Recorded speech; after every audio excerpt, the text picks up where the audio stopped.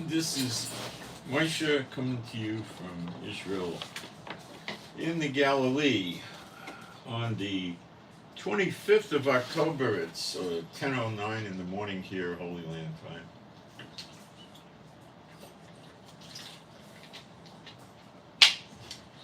And got some interesting news to cover. Some of you are aware I've been doing several short videos or live streams this morning.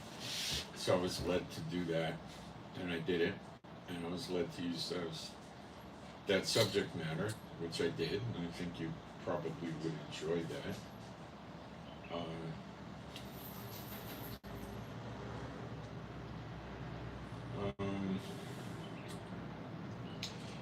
While we're waiting for people to come in, I want to go to the live stream and make sure everything's okay in there.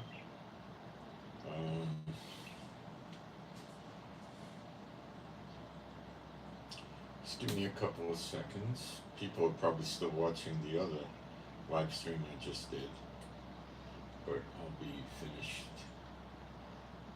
quickly. Do a little housekeeping in there.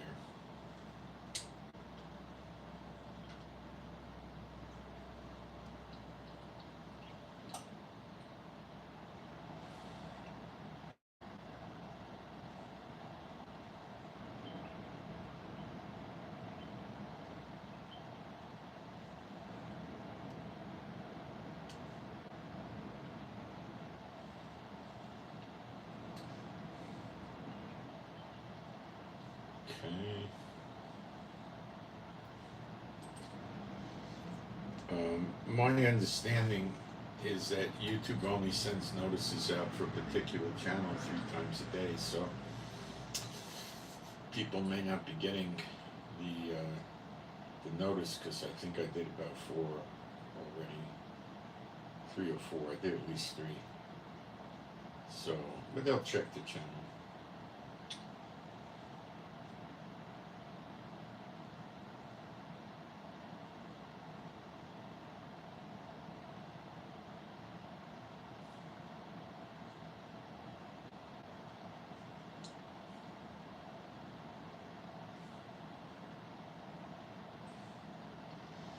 It's a little on the hot side today. We're going to hit about 91, which is enough to run the air conditioning. Here I have the window open and I'm running the air conditioning because it'd be too cold, but I'll probably shut the window after I'm done with the broadcast so it cools off in here.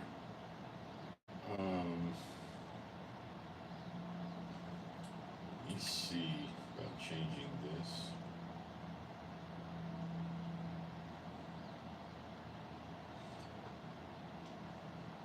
Fix the chat. Okay.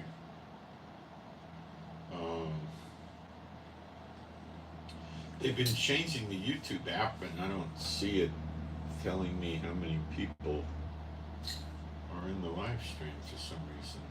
Let me see. While we're waiting, I don't know why it's not doing that. I'll check this.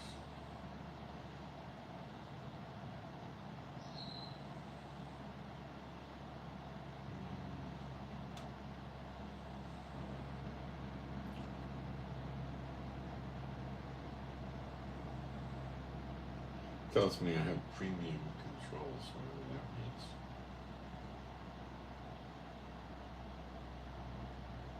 Means nothing to me. I don't know what it does. It's the first time I've ever seen it not display the amount of people. Oh well, they're changing things around. The watch later thing is difficult to find out. Alright, we'll just go by faith that people are here. If anybody can see a display as to how many people are listening to this, please post it up on the chat. I might be able to get it off the broadcast. Yeah, I do. It seems to have 5 people. I got it. Okay. It's playing on the iPad I'm using to transmit the live stream. So what happened is yesterday the Iraqi militia types that are friends with Hezbollah and Iran and so forth said they were going to attack the American military bases in the UAE and in Kuwait.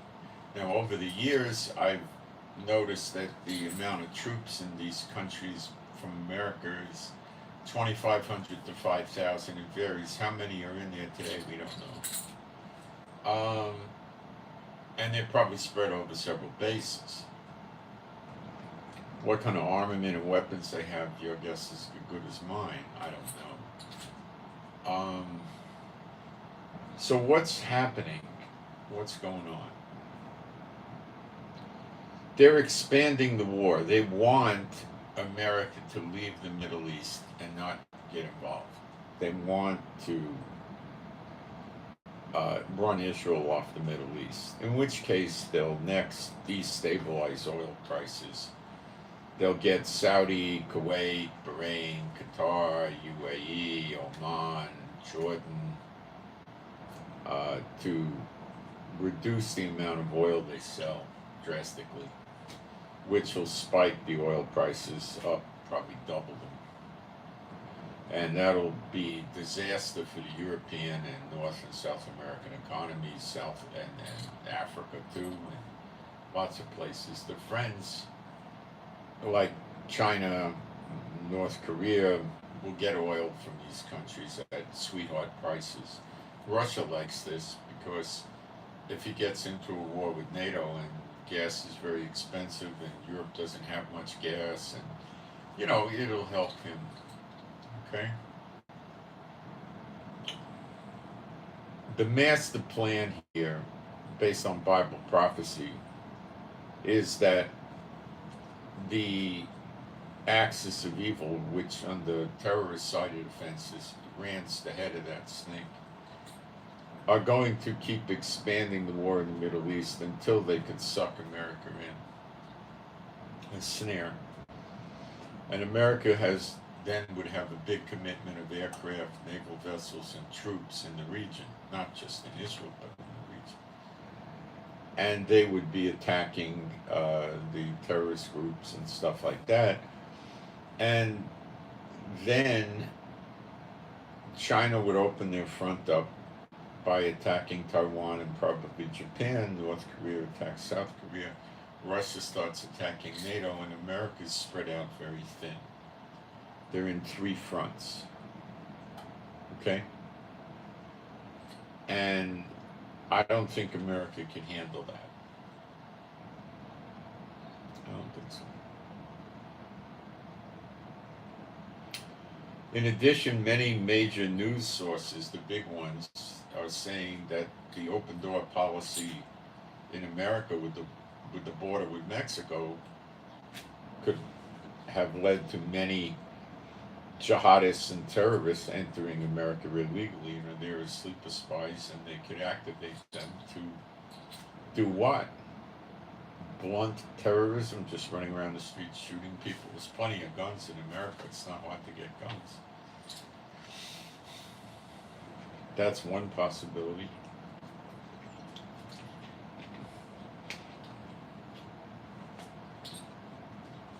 Another possibility is they go about sabotage. Blow bridges, subways, trains, railroad systems, civilian population centers, malls, schools, hospitals, things like that. They're not going to go door to door like they did in Israel, shooting people. Why? Well, the 20 years our leader Netanyahu, some leader he is, I don't like him. On October 7th, they had AK-47 rifles, they had hand grenades and stuff, and the people didn't have guns. So they locked themselves up in their houses. So they burned the houses, they broke into the houses, and they morbidly executed them. You're not going to do that in America. If they start running around America with guns going through the rich neighborhoods to loot and pillage and rape and plunder like they did in Israel. The people in America would organize into small groups in the neighborhood. They'd be on rooftops, in windows, behind cars, behind bushes. And when they came around, they would use their superior weapons and, for many of them, superior training in weapons. They don't get training in tactics, but they know how to shoot. That's enough, usually. And when they come around, they just drop them in the street. The terrorists would lose tremendously. They'd fall down dead like, black flag spraying a fly. I know this. I used to be a gun nut. They'll just drop them. They got armored vests, They got all kinds of weapons. You don't need full auto. You really don't. Good assault weapons, good. They got shotguns. These terrorists don't really understand shotguns. These people are knowledgeable. I had a shotgun, and I put a choke on it. And it condensed the shot. So I could shoot 9, double bark, standard 2 3/4 shells, or I could even do it with 3-inch. 2 3/4 has 9 pellets. Each pellet's the size of a .32 caliber bullet, or 12. And I was able to shoot at 100 yards and get a target, hit it like this, like against the person's body, at 100 yards. Now, the AK-47, being knowledgeable in guns, is good for 200 yards. After that, it's accuracy, and it's pretty dismal. Now, they make various sniper versions of that are different. There's not many of those. I'm not talking about those. I'm talking about the regular standard issue AK-47. It's 200 yards or less gun. Or they might say 200 meters, pretty much the same. Where the standard AR-15 type gun is good for 300 yards, so they have distance on them. But a lot of these people have sniper guns. When I say a lot, I mean millions of them. And these things have scopes that the Muslim terrorists probably never saw, except for a few snipers, which are rare, and they probably wouldn't be running around in America in any quantity or at all. And these guns could, some of them will go a mile, but a lot of them will go 500-600 yards. Many years ago, after 9/11, I bought a Springfield, I think they called it an M1A1. It was in .308 caliber. It had a 20-round clip. It was semi-automatic. And I bought like an $800 or $900 scope. This is a long time ago. It's a lot of money today to buy something, probably $2,000 scope. And I went to the range and I sat at a table and I put a target up at 300 yards. And I had not super fragilistic ammunition, I had good ammunition. And I sat there and I started, first I had to zero it in, to use the laser first at the gun store to get it on the target, and then I zeroed it in at the range. And I was, there a brief period of time, I was hitting a circle, probably something like this, no problem, right? At 300 yards, so easily, it got boring, and I went home. It was easy steezy. That's 300 yards. So you could outshoot the AK-47, so you could plink them, and they can't do anything to you except spray wildly. It's not going to be effective. But there are, and I knew many people that had them, sniper rifles in different calibers that have, large cold hammer forged barrels, and very good scopes, optics, and, even 800 yards is not very difficult. It really isn't. Some of them are going to work with exotic calibers, wildcat calibers, and others, and a lot of them are going to work with 30-06 or 308. 223, no, that's not something you want to go long distance with, but, they're not going to do that. They're going to be defeated. Okay? If these people in Israel even had pistols, 9mm pistols in the house, and the terrorists came around the house, right? Well, they got to get in, so they got to go through a window, or they got to go through a door, and as soon as you hear them out there yelling and screaming, Boom, boom, boom. You start plinking at them with the pistol, right? You could shoot through the door. You could shoot through the window. They're not going to hang around. They're going to go find somebody else. They're not great marksmen. They're not highly trained. They tell them they're commandos. You think they're trained like Rangers or Recon Marines. 1/10 the training, 1/20th the training. This is the gun, this is the barrel, this is where the bullet goes out, this is the clip, here's how you put the clip in, here's you do this. You squeeze the trigger, you hold your breath, what do you think they teach you? Come on. Some of them were firing from the waist, so they did teach them that, which is not difficult. When I, as a young guy, was in law enforcement as a deputy sheriff, we were still back then using point shooting, where you went like that. You bent down, you put one hand up over your heart, the hope being the bullet hit your hand, it didn't go into your heart. And we were holding the pistol this way, which was 6-shot revolvers. We had no bulletproof vests. And all you had to worry about was this axis. This part of the hand, the arm, stays parallel to the ground. Okay? Now you don't have to worry about shooting up or high. So you get used to the arms parallel to the ground. It's easy to get used to that. Now all you got to do is go left and right. And you'd be trained like punching the person, and then you squeeze the trigger. But you had to just get that down, keeping it parallel. So you could practice that when you're watching TV in the house, just stand up, walk around, or whatever. And it was pretty effective. You weren't getting pinpoint shots, you were getting, somewhere in there. But, it worked. And with the rifle, it's even easier. You just got to remember the rifle has to be parallel to the ground, and then you watch your left and your right, and you pull the trigger. Now, if it's on full auto, which they had, you just, shoot it like a hose. They weren't highway trained. They didn't have canteens of water with them. They were expecting to die or something. They didn't have much of anything. They had extra rounds. They had no bulletproof vests. They were ill-equipped. They had some extra food, some of them. So they had cell phones. They had leaflets that told them translations from Arabic to Hebrew, because the people that spoke Hebrew. And one of the translations was, "Take off your pants." And they, so the Israeli people, to us, this was a Holocaust. And the Israeli people are not going to just let Gaza, Hamas and Gaza walk away from this. Now, Netanyahu,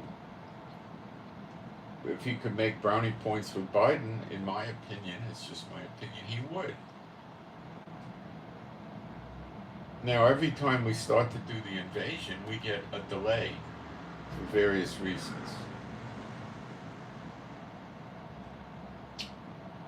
Israeli people are getting sick and tired of it. Netanyahu could be trying to wear the people down week after week after week, and we take 100, 200, 300 rockets a day from Gaza. And then the Israeli people, in his demented mind, might think, okay, they're going to give up, and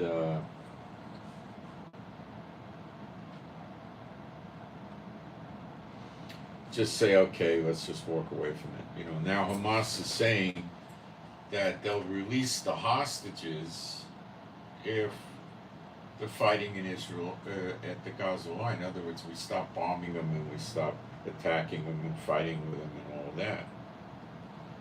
I'm going to look at the chat for a minute.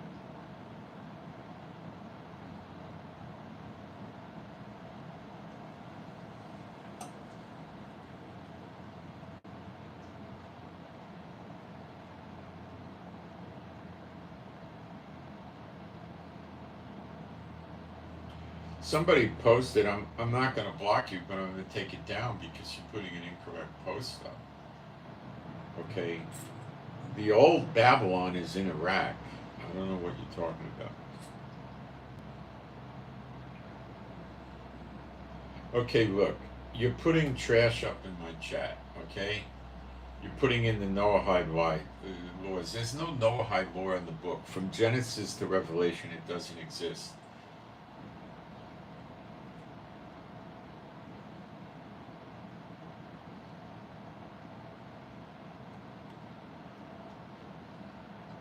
The 7 heads of the 7 mountains, the woman's, the 7 heads?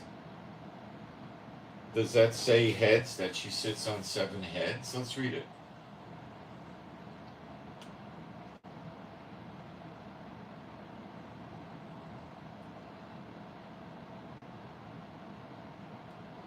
And here is the mind which hath wisdom. The 7 heads are 7 mountains, which the woman said. Right. The 7 are the continents. There's 7 continents. It's showing that the woman is the head. That's a red alert coming in. The woman is the head of all the 7 continents. Okay. And who is the woman? You go down to Revelation 17:18. And the woman which thou sawest is that great city which reigneth the kings of the earth. That city is the District of Columbia, Washington, D.C. It's not Jerusalem. It's Washington, D.C. That's who it is. Okay? Focus on Jeremiah 30 and Zechariah 12. Okay? That's what's coming up fast. That's where you focus, in my opinion.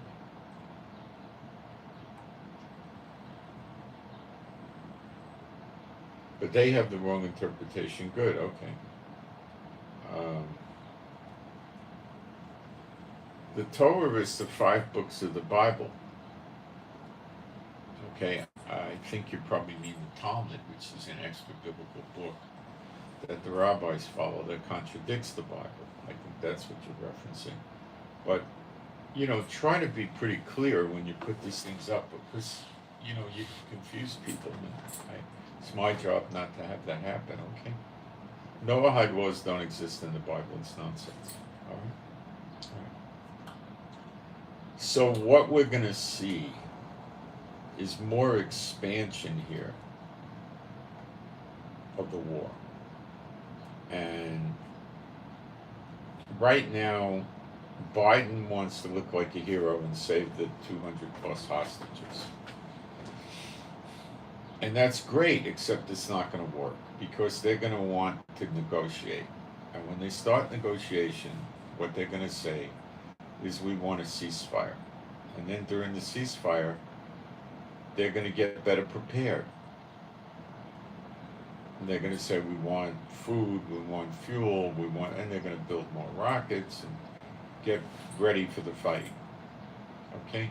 Biden told them the other day that release the hostages and then we'll talk. There's no ceasefire right now. See, Netanyahu can't keep a lid on the bottle here. Don't think he can. The Knesset is now divided. The Labour Party the other day called for Netanyahu's immediate removal from being prime minister. Now, the others didn't act on it yet.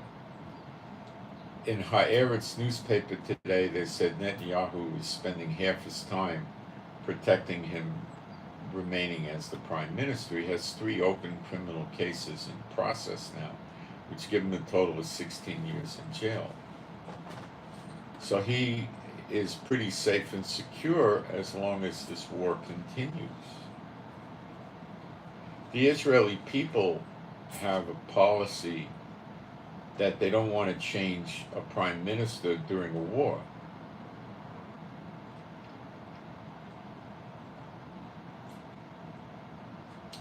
Every time the invasion is postponed and we take 200 or 300 rockets a day, the patience of the people is wearing thinner and thinner and thinner against Netanyahu. They can do a vote of no confidence or find some other way to throw him out. They're getting sick of him. He is a bad leader. I call him the curse of Israel. That's my opinion. He's a very awful person. The reason these people were slaughtered in the South is because they didn't have guns. If they had guns, like in the old days, and they came in, there just would have been gunfights, that's all. You know, they wouldn't have tried it. See, even a pistol's a game changer, but in the old days, they used to issue old military rifles to people in the settlements around.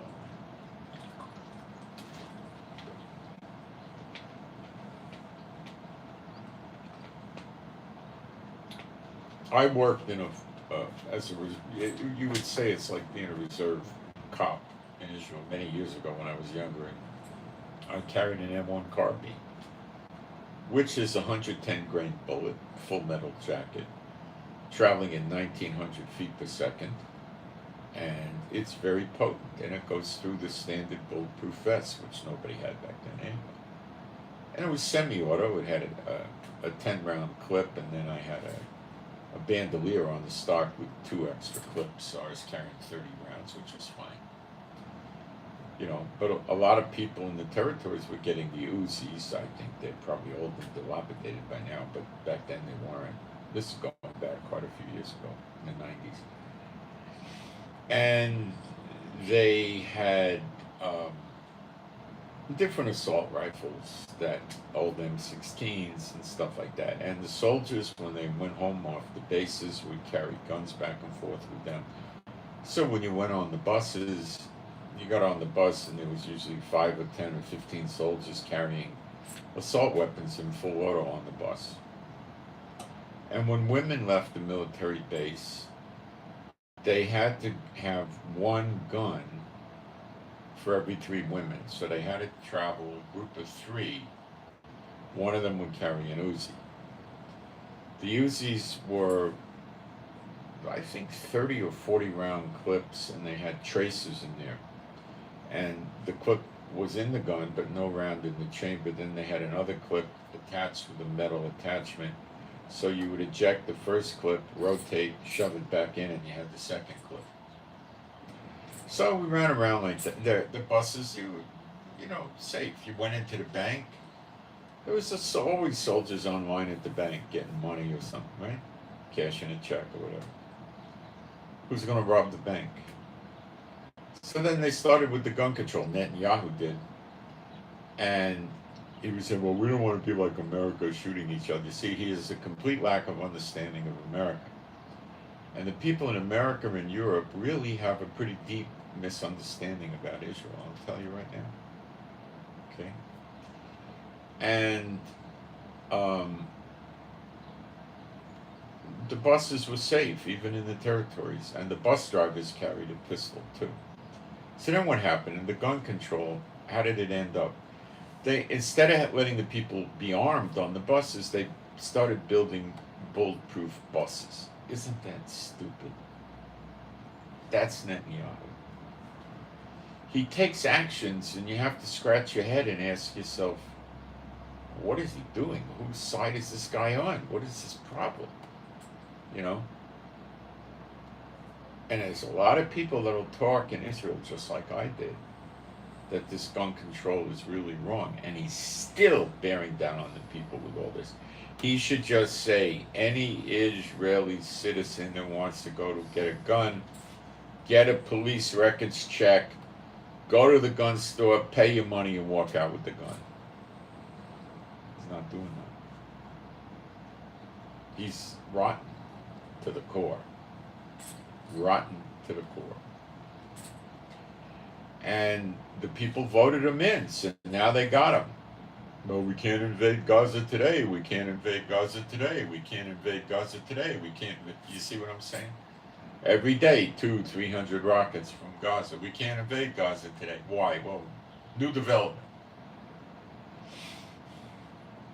Like what? And then they start with rumors. Biden says delay the invasion, and then Biden comes out and says, no, we didn't tell him to delay the invasion. You see, Netanyahu, all the media talk about Netanyahu lying. They all do, on the headlines. The Knesset members have spoken publicly, don't believe Netanyahu, he lies, you know, to each other. I mean, it's a joke already, you know? But this moron knows how to manipulate the political structure. The Likud party's getting sick and tired of them. Okay? When you read Zechariah 12, the government is not present. Mahmoud Abbas says, we recognize Israel's right to exist, but we need a two-state solution so we can live side by side with Israel. Well, what does the Ten Commandments say? You shall have no other gods before thee. God's restoring Israel. Do you think God, Jehovah, Father God in heaven, the Father of Yeshua HaMashiach, do you think he wants people living in Israel worshiping different gods? Do you think he's going to allow it when he's restoring Israel? Do you think he's going to allow a government in Israel that wants this two-state solution? No. It's against the Bible. There's a land covenant. It's a covenant in Genesis 15. Now, you're going to see America turn on Israel so much sooner than people think. And I'm going to take a 1 minute break, and I'll be right back. Oh, please pray for my wrist, my left wrist. I seem to have sprained it. Please, thank you.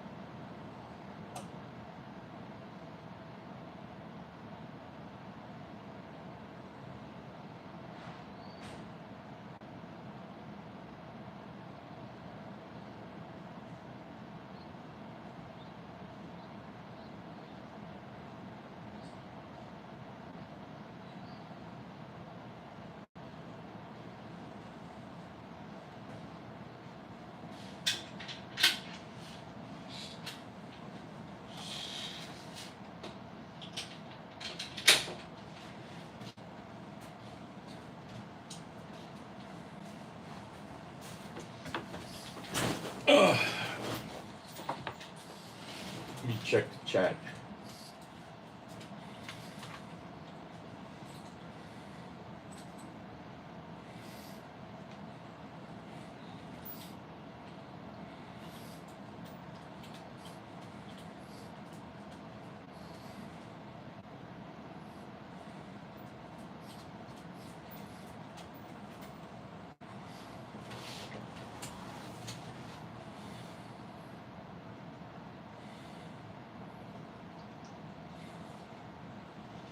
We're supposed to shout it from the rooftops, not be fearful. Okay.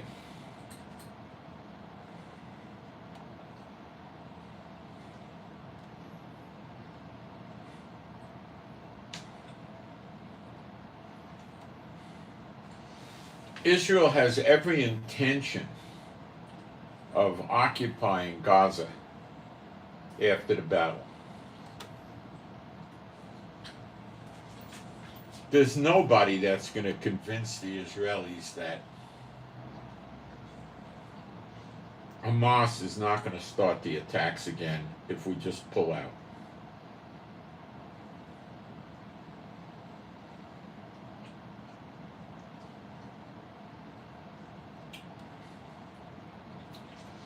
They may wait a month or 2 or 3, but they're going to want their revenge. The cow has left the barn on that.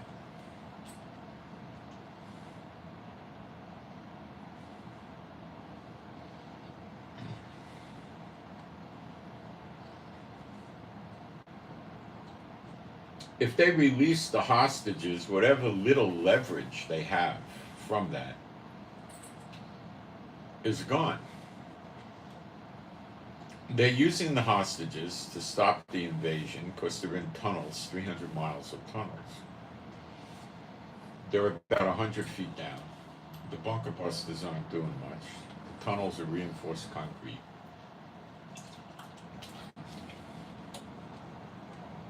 There's a lot of ways we could stop them, but it requires entry into Gaza. Okay? Now,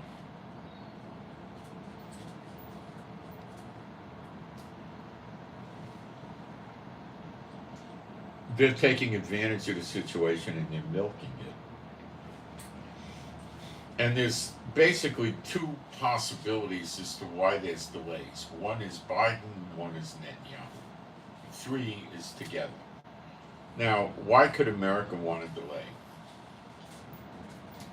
Because they know that when Israel does the invasion, the other Iranian satellites and other terrorist groups from Iraq and Syria, Yemen, the Hezbollah, are all going to open up bigger fronts.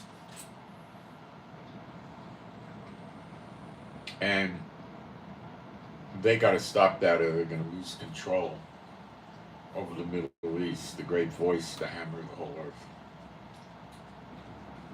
The scripture says eventually they run away in Jeremiah 50. Suppose I should give you the verse, right?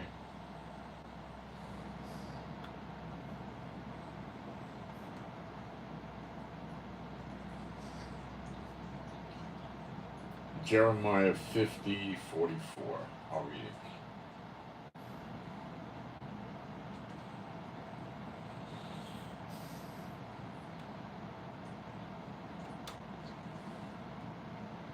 Behold, he shall come up like a lion from the swelling of Jordan unto the habitation of the strong. So the strong is Israel, so it's more than likely America. Because this is talking about the daughter of Babylon's destruction. Unto the habitation of the strong, but I will make them suddenly run away from her. And who is a chosen man that I may appoint over her? For who is like me? And who will appoint me the time? And who is that shepherd that will stand before me? Well, it's easy to say Yeshua, but he's probably referencing one of the 2 witnesses, either the Elijah 2 witnesses, one of the 2 witnesses, or the John the Apostle, one of the 2 witnesses, okay?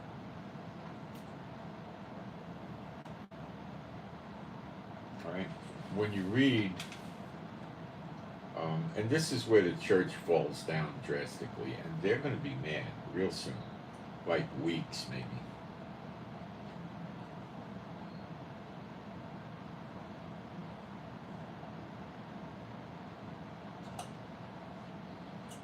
Zechariah 12:6. In that day will I make the governors of Judah, it should be the chiefs, they're actually judges.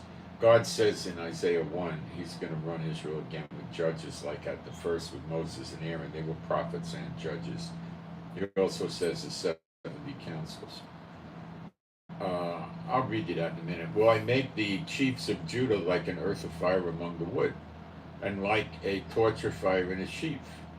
And they shall devour, it really means burn up all the people round about on the right hand and on the left. And what it really says then, and Jerusalem shall remain in her own place. But they say, to twist it, it says shall be inhabited again. It's, the word like old palm, it's still, it means still in her own place. It doesn't mean again. There's no removal of Jerusalem. So, who do you know that has fire coming out of their mouth but the two witnesses? I will make the chiefs of Judah like an earth of fire among the wood, and like a torch of fire in a sheaf, that they devour all the people round about. That's your two witnesses. The church has no clue. They don't want the church to realize that Israel's rising up. So they pulled the wool over their eye with this rapture, the pre-trib rapture, or the mid-trib, or the post-trib, and all this left behind rapture. We're not Israel, where with the church, but we stand with Israel. How do they stand with Israel? Have you seen one big church publicly step forward and do anything showing support for Israel? I haven't seen a single one. Will they have a prayer meeting on Sunday in the church and pray for Israel? Sure. But not the meetings again, but would they have a big public statement? No. No. No. Hitler was a Methodist, remember that.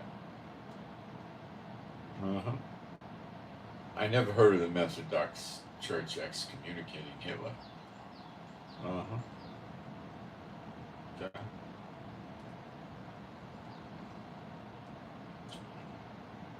When they start seeing these things happen, they're going to cave in. And they're going to be finished with the church, and a lot of them are going to come to the true faith.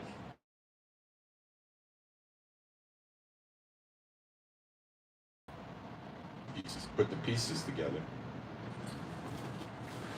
And it's hard pieces to put together, because you got to remember, you've got to get the church teachings out of their head first, and then put the true gospel in. Okay? It's difficult. I've done it with many, many people. But it's not that easy, because they keep falling back. And one of the worst things you can do is just sit there and let them fire questions at you and keep answering them. You got to show them the scriptures. They got to read the scriptures. You see, they get trained by the church, so you don't need to read the scriptures. Just come to my prophecy conference and I'll tell you what it means, And they don't study the Bible for themselves. That's the problem. You got to try to encourage that. Sure, you answer the questions. I answer the questions, but you got to try to get them encouraged to do the Bible themselves. Then it gets really deep inside them, and they know it's true. The ones that come around, does this mean this? Yeah, and you tell them they don't study the Bible, and someone else a month later comes along and tells them something different, and they, oh yeah, that makes sense, and they forget. See, but if they read the Bible, then they know it's in the Bible. That's the difference of the teaching styles, which are correct, versus what the churches do. Churches have them do the teaching incorrectly. So, Isaiah 1:25, and I will turn my hand upon thee and purely purge away thy dross, take away all thy tin, and I will restore thy judges as at the first, Moses and Aaron, and thy counselors as at the beginning, which is the 70 with Moses and Aaron. Afterward thou shalt be called the city of righteousness, the faithful city. So the two witnesses clean the place up. Okay.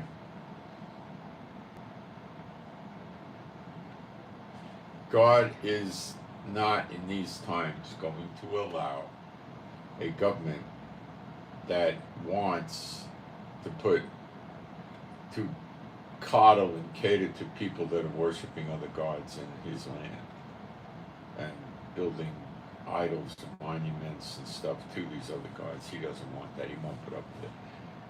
And if the government wants to do that, well, then the government's going to be gone, and that's found in Ezekiel chapter 34. It is gone. And I believe it's gone before Zechariah 12, because you don't see them there.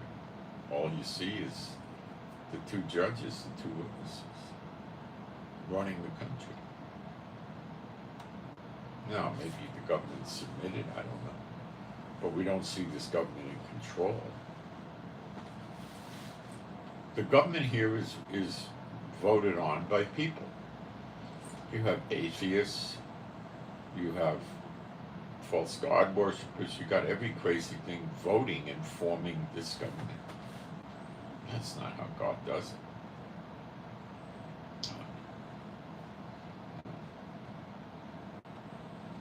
He used the judges with great success. He's not going to use the kings because Yeshua is the king of Israel. When Yeshua comes back with New Jerusalem, then we have our king. Okay? All right.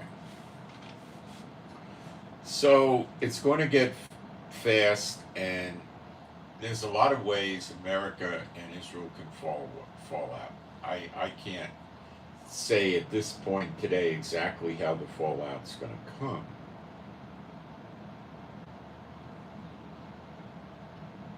I don't know.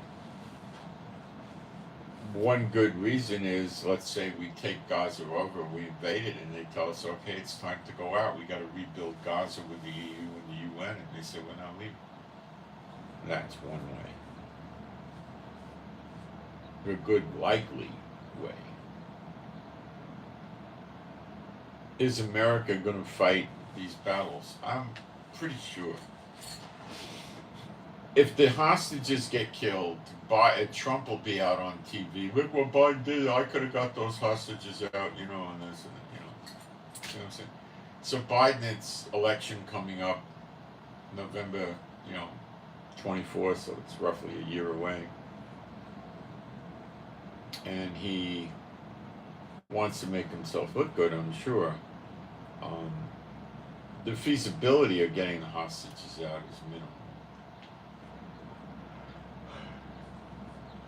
And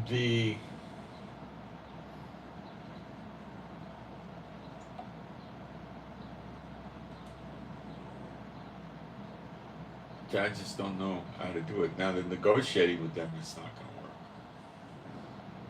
They got to save face. That's how they operate. They're going to want 4,000 or so prisoners that are terrorists released from Israel prisons. And then they're going to want Israel with American guarantees probably to withdraw from Gaza, stop attacking. And they'll say they'll stop shooting the missiles. But who started it? They did. What was their provocation? Well, we were guilty of being Jewish while in the land of Israel.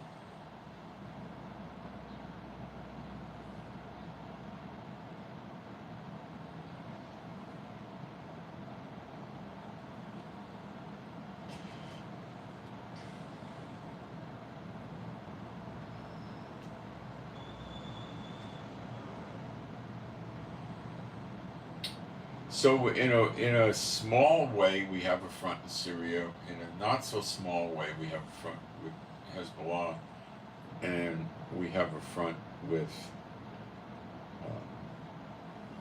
Hamas in Gaza, and we have not much of a front with Yemen, the Houthi rebels, but it's growing, I'm sure.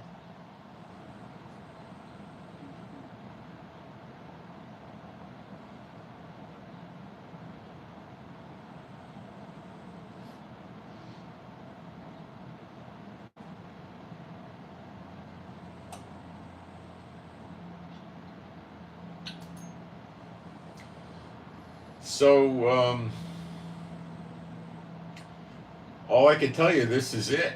We're in a few days being the 4th month of the year of recompenses, which is the year of redemption, which contains the day of vengeance, which is likely the daughter of Babylon getting attacked.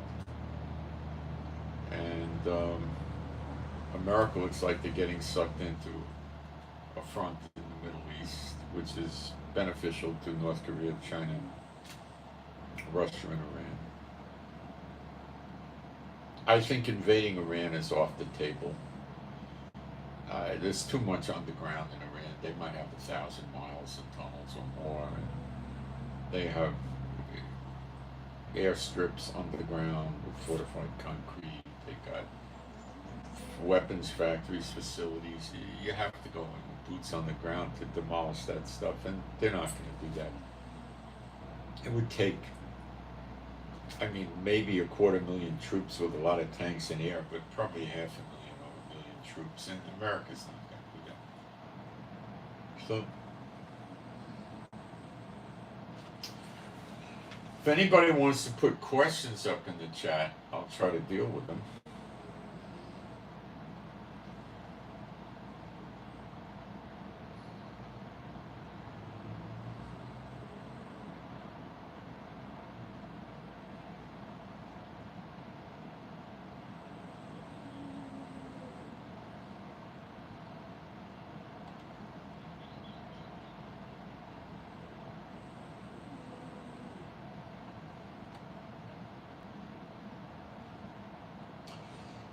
I just want to say I get suspicious when I see people here dominating the chat, because that's what the S-bots do. Okay? So I'm going to do some spiritual warfare, which won't affect somebody if they're not an S-bot. But that's usually the mark of an S-bot. It doesn't have to be. It could be some person, but I go 90%. It's usually an S-bot. Okay? So be aware. Okay. I can handle questions. I don't see any though. So I'll be updating on YouTube, off and on during the day and night, a little here, a little there. And unless something catastrophic happens, then I'll do a big update.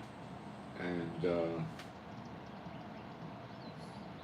my name's Moshe, my wife is Rivka, so please pray for us, pray for our peace, safety, protection, joy, healing of our bodies. Pray for our animals and pets that are all rescues. Pray that my wrist gets better, please. It's sprained. I don't know what I did. I think it was from holding the iPad outside and it just put enough pressure day after day to do it. But please pray for that. Pray for my eyes. They're improving a little bit, but I can use prayer for that if you don't mind.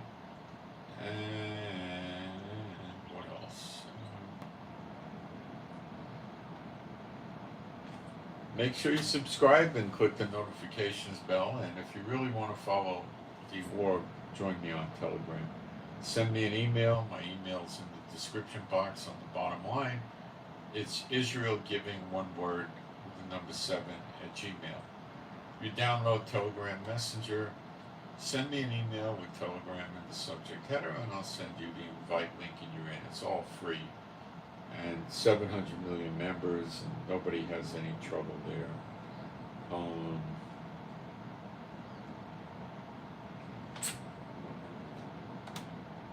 So back to the war. And